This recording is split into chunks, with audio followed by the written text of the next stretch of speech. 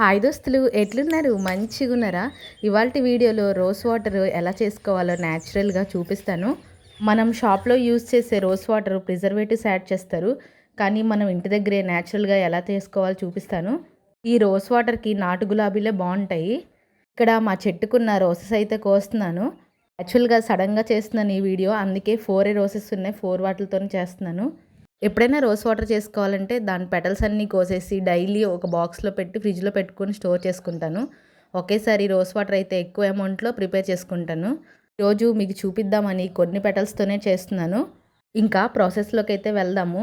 నేను చూపించిన roses petals అన్నీ ఇలా సపరేట్ చేసుకోవాలి. కింద కాడలు యూజ్ చేయకూడదు.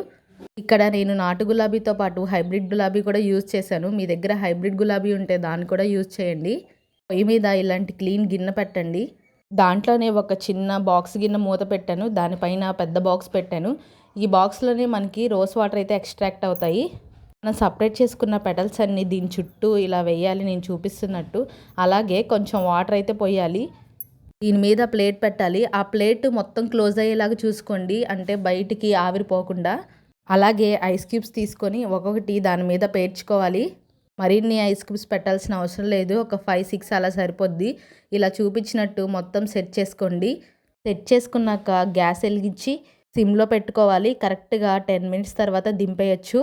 ఎక్కువ అమౌంట్ ఆఫ్ పెటల్స్ తీసుకుంటే 15 to 20 మినిట్స్ దాకా ఉంచుకొని దింపేసుకోవాలి.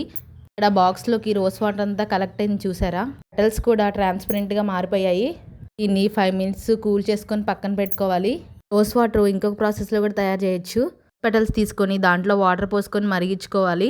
అలా ప్రిపేర్ చేసుకుంటే 1-2 డేస్లో పాడైపోద్ది. నేను ఇప్పుడు చెప్పిన ప్రాసెస్లో మీరు చేస్తే కరెక్ట్గా 1 వీక్ వరకు ఉంటుంది.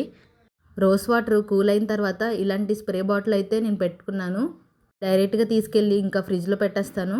ఈ వీడియో మీకు ఎలా అనిపించిందో కామెంట్ చేయండి. అలాగే ఒక చిన్న లైక్ చేయండి.